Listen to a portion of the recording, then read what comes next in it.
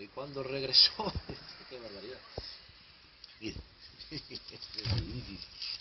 había edificios diferentes, con las caras de las gentes. Mira, las caras de las gentes eran caras de otro. Las ropas, mi madriña, mira para ahí.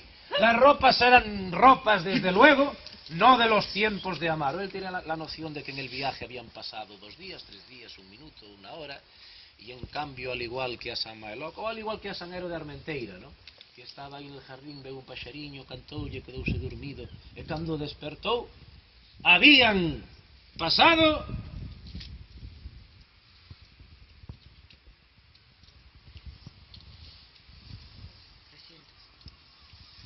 sí, 300 soles.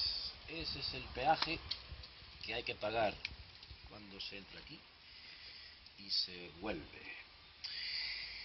Un bardo que tamén canta non debe temer o olvido.